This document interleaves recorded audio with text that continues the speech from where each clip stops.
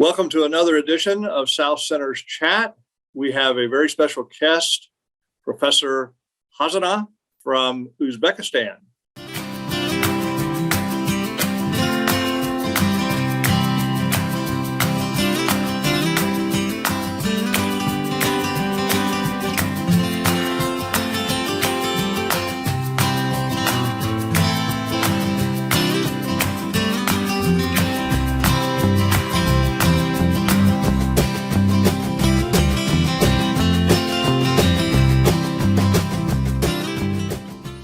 Welcome to this edition of South Center's Chat. My name is Tom Worley. I serve as director of Ohio State University's South Centers in Piketon, Ohio. We have a special edition today. We have Professor Hasanov from Uzbekistan, and he has been to the Ohio State University some years ago, and we're going to review some of his experiences here in Ohio. So I welcome you, Professor, to our South Center's Chat. Great to have you here. I also want to introduce Dr. Rafiq Islam, my colleague here at the Ohio State University South Centers. He's the program leader for our Soil, Water, and Bioenergy Products program. And Rafiq has actually interacted with Professor Hasanov and visited his university in Uzbekistan. So I think that the experience of these two will serve as the core of the show today. And I'm certainly looking forward to it. But Professor, welcome once again. Thank you. Thank you very much. Yes, it's my pleasure to participate in such kind of event and then to interact or to exchange with ideas with your university. And it's my pleasure to memorize my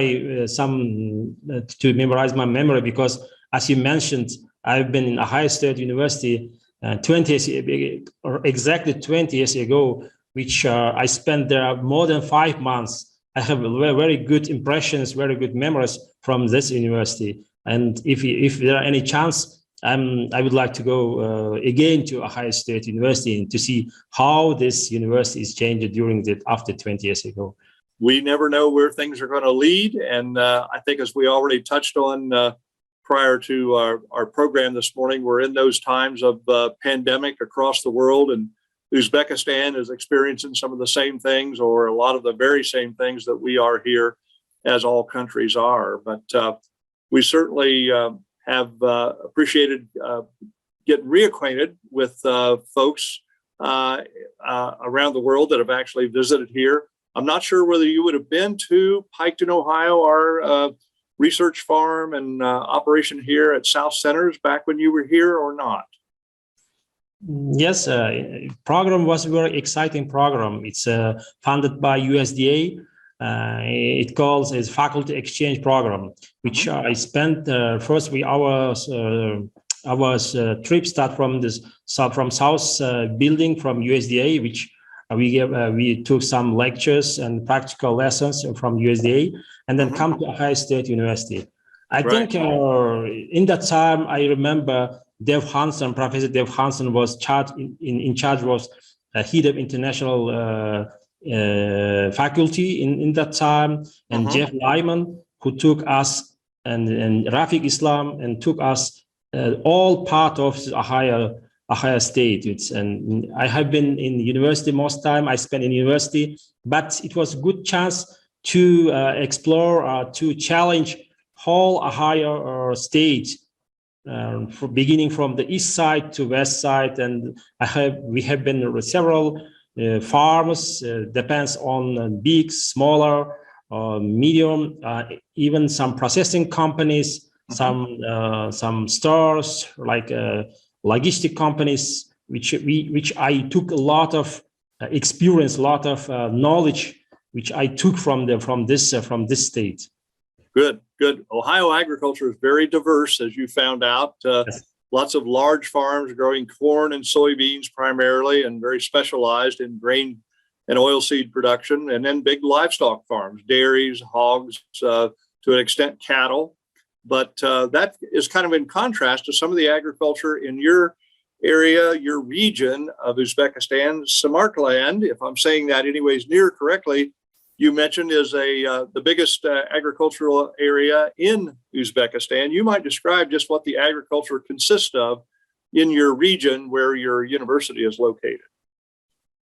So I'm from Samarkand. Samarkand, most people knows that Samarkand, one of the oldest city in the world. It's around 300 years old. It's also Silk Road went through the Samarkand city. And agriculture share of Samarkand region, we are saying, and we have 12 region in our country. One of the most important agricultural region in the country, in Uzbekistan. Why? Because of share is higher than other regions. Mostly our region is irrigated land, because it's Uzbekistan agriculture depends on irrigation. 95% of agricultural commodities comes from irrigated land, and we are depend on irrigation. And mostly in Samarkand region, we are producing cash crops like fruits, vegetables, and also we are producing as Ohio wheat, winter wheat. And also cotton in the north part or west part of Samarkand region. We are also growing cotton, which is not existing in Ohio state. Yeah, because cotton is mostly in the US and they use it in producing in Georgia, state of Georgia, and California as well. Yeah. Right. So what are the major fruits and vegetables that you would be speaking of when you talk about those crops? Are those citrus crops or apples, or in the fruit area, or what type of vegetables are kind of primary crops? Yeah, most primary fruits here in Samarkand region is apple and then cherry, which apple and cherry is this mostly, and also there are not we are producing citrus crops as well, but in the we are saying in greenhouses. It's not the popular but open fields. We are producing mostly in orchards, like most orchard places covered by apples and cherries. And vegetables, instead of vegetables, we are producing mostly tomatoes, cucumbers, and also in mushroom. Well, I think that helps us. The way I would take away when you're talking about apples and cherries being primary in the fruit area, anyway, that kind of puts you kind of like Michigan, Northern Ohio, and out in the state of Washington. I spent time out there, and lots of apples and cherries in the very northwest corner of our country, Washington State. So much more like those areas rather than Florida or California that might have the citrus being able to grow out of the open areas. So I know that you are the rector of the university there at this point, but your background in terms of discipline, is that in soil science or plant pathology, or what area of agriculture is your specialization in terms of discipline? Thank you. I'm director of Samarkand branch of Tashkent State Agrarian University in Samarkand, located in Samarkand. My educational background is not soil scientist, unfortunately. I'm agricultural economist. I'm agriculture, my background, agriculture economist, and I have degree, Ph.D. degree also in agriculture economics. I didn't quite catch that. Agricultural economics. You and I share that, Professor. That is my background as well, and really? It sure is, and so that's very fascinating. I didn't quite realize that, so that's a great thing. Well, we could talk about economics a lot and how important economics are, I'm sure, in Uzbekistan to farmers and agriculture. But I want to get Rafiq in here, who has visited your university and has a lot of experience internationally and helped host your group when you were here those some years ago. So Rafiq, feel free. I know that you have been able to stay in touch, and that's resulted in this opportunity to have Professor Hasanov with us today. Thank you. Professor Shavkat Hasanov. He is one of the first visitors from Uzbekistan to came to Ohio State as a USDA faculty exchange program. And because of his collaboration and connection with Ohio State, later on, several of his faculty members plus other faculty members from different universities in Uzbekistan visited Ohio State until 2006-07. And in reciprocal way, we went to Uzbekistan with Alan Lyons and Bo Engel.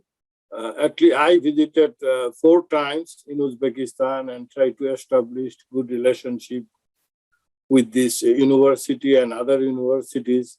And they are excellent hosts, not only in academic research, culture, food, all kinds of tourism and all these. So that's why they wanted to work with Ohio State, and they prefer to work with Ohio State, especially with us and Ag Economics Department. So Professor Shavkat Hasanov, would you please explain a little bit about your experience to work with Dr. Stan Thompson at Ag Economics Department and Dr. Alan Lyons and other professors? How do you feel? How do you interact with them to move your experience and professional development to Uzbekistan? Thank you, Rafiq, Professor. It was my good. I right now I do remember it was great experience which I took, because in that time I spent in the office of Ag Economic Department in Ohio State University, and I participate in a lot of courses which taught for students, for master and even bachelor students. And it was a lot of interaction with PhD students, which I took a lot of experience. And then staying at the hostel of the university, I tried to translate some textbook for our students in our language. Right now, it's a young generation. The young generation is learning English. Is becoming more popular among the young generation. In that time, was not so many people knows English well. Therefore, it was pleasure to translate some textbooks which are professors using Ohio State University to our Uzbek language and the taught students. And I took a lot of experience, not only books, and also a lot of experience I took from Ohio State University, from my professors, and then I spread it to my students during my classes, ag economics classes, microeconomics classes, macroeconomic classes, which I used. Still, I'm using some materials which I prepared during I stayed in Ohio State University. Oh, that's great. Great to hear. And so, as a director or rector in charge of the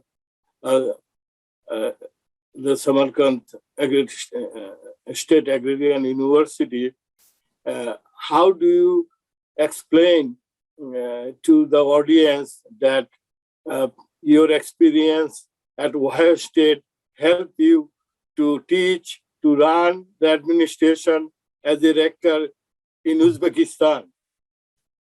Yeah, it's how to say, it's priceless. I'm saying it was priceless. It's brilliant knowledge I took in that time, because I'm counting myself young, but I was young, and then it was my good experience. And there was a young PhD student in that time. I was PhD student, went to Ohio State University, and they took such kind of good knowledge, and they come back to my country, and then share my knowledge to other people, not only students, and to my colleagues as well. I pushed a lot of my colleagues, as Professor Rafiq mentioned it.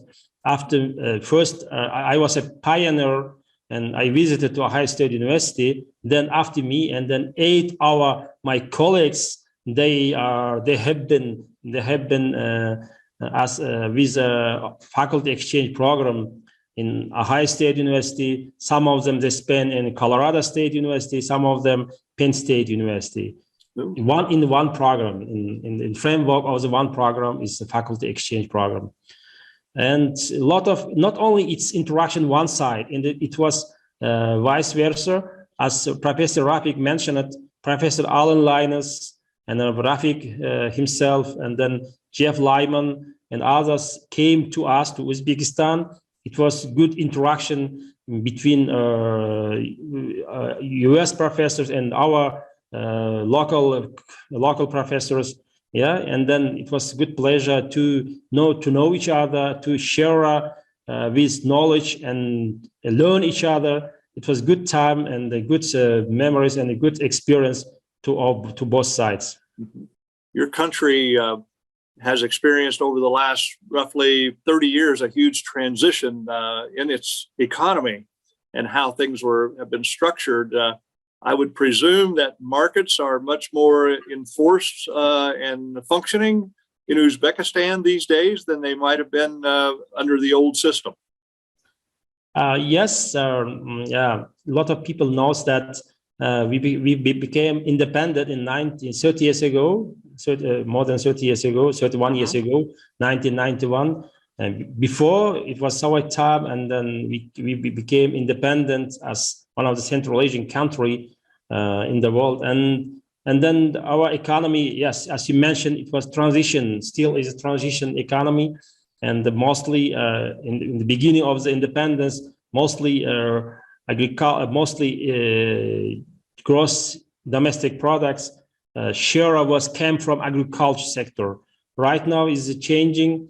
Share of agriculture is a little bit decreasing. It's not, I'm saying it's the volume of the agricultural commodities is decreasing. It's like instead of growing of other sectors like industry, services, IT communications, this sector is increasing. Right. Therefore, agriculture sector, share of agriculture sector is a little bit decreasing in nowadays. Still, we are agriculture-oriented country. Is around 30% of 30% of GDP comes from agriculture and agriculture. That is still quite high. Yes, quite high. Absolutely. Yeah, quite high. And but our goal is to decrease, and our strategy of the country decrease agricultural share next to 5-10 years. Not that it's going to follow exactly the same path, but I think in our country, as you have aptly pointed out, it really, when the share of agriculture declines, it's not necessarily because there's less food, less agricultural production, but it's the other sectors that have increased relative to agriculture. And of course, that's how we get by in our country now with just roughly 2%, even less than that, 1% of our population producing all the food for everyone else. And but I think in terms of GDP, we're still around 9 to 10% of America's GDP is agriculturally related. And then, if you add on the distribution and especially food away from home, why that's a bit more up in the terms of 14% or so. But that's a fascinating time to be an ag economist. Just one more question, then I'll let Rafiq jump back in. But with the fruits and vegetables, very special high-value crops grown on irrigated land, are you involved in international markets with those, or is those mostly consumed in Uzbekistan domestic population? Yes, we are right now. Is from state side is paying more attention to export of fruit and vegetables to other countries. Area of exporting countries is increasing year by year. For example, 5 years ago, it was only to our neighbors like Kazakhstan, Russia, and China. But right now, is a lot starting from last year. We also it was arranged GSP plus conditions. GSP plus conditions mean that there are some privileges to export our Uzbek agricultural products to European market as well. And even I heard that some small part of Uzbek agricultural products is exporting to US market as well. Oh, interesting. Yeah, and therefore is next goal to, of course, we have some problems here, like processing a logistic area to add value at this other places, other areas. But yes, year by year, volume of export agricultural products is increasing. Very good. Very good. Well, that means you're competitive with a lot of other countries, and that spells success, it seems to me, like, if it's increasing. So good for you. Rafiq. Yeah, actually, Uzbekistan is one of the countries which export a lot of nuts, like pistachios and all walnuts and all these kinds of nuts. And that is because they are very close to Iran and long daylight hours. Okay. So their fruits and vegetables and nuts are really high quality. So they are exporting, I know, some of the pistachios and other nuts coming to USA. Even last time when we went to Uzbekistan in 2018 from Kazakhstan, we saw a lot of strawberries growing in Uzbekistan. On our way from Tashkent to Samarkand, because of 13-14 hour daylight.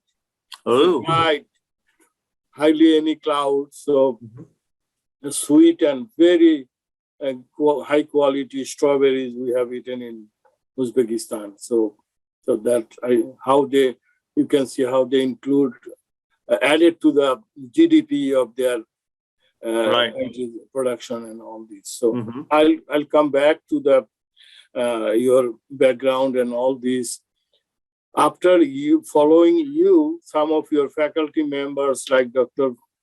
Farhad, Professor Farhad, Professor Shukrat, Ibrahim Ganiab, and Gairat, how they feel about this USDA faculty exchange program and Ohio State experience and apply those knowledge in their field in Uzbekistan. I know they are doing very good, but would you please explain their experience, professional experience, acquainted from US Ohio State and apply to the farmers or people of Uzbekistan? Thank you. Is frankly speaking, all those people, my colleagues, as you mentioned, they still having growth of professional career. Yeah, most of them right now is they already defended their PhDs, they became doctors, and they are teaching, and then they also came to some positions, a higher position in university level and other sectors. All of them was growth of professional level in their career. Because of this program helped them, support them to grow in this career. Thank you. It was brilliant. Yeah. Excellent. So would you? So right now you are serving as director cum rector, working as a director or rector of the university. Yes. So yes. Could you please explain your duties, responsibilities, and all the activities and accomplishments? Yes. Always, I will tell to my colleagues, to my students, and then because of this program has helped that, and also it's taking this chance. It was pleasure. Professor Rafiq is again willing to come to us as a faculty specialist program funded by Fulbright, and then it will. I think our collaboration between Ohio State University will be longer, and I think it will. We will pass our collaboration to our colleagues as well.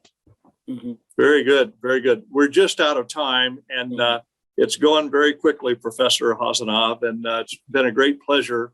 And as Rafiq has mentioned, you became the rector, which is the top person at the university there in Samarkand, and success has followed you along the way. And I just compliment you on being a trailblazer. I think one of the first, or the first, if I understood correctly, faculty exchange fellow under this USDA program to come to America. And so you've certainly blazed a good trail and had success. We wish you all the success to continue into the future. And we do hope that as things begin to normalize, that there's further opportunities for the interaction that you've spoken of so highly that has been beneficial for your students and for your research program, your outreach programs, not only for you, but others that have followed you here. We hope that that can continue and look forward to doing that. So I'll give you the final word and then we'll have to wrap up. Thank you very much for inviting to this interview. And it was my pleasure. And then you are always welcome. If you would like to come to Samarkand, to Uzbekistan, we are always welcome, and come to us. Thank you. Thank you again. We are excited to hear about it. Thank you. Thank you. Thank you very much.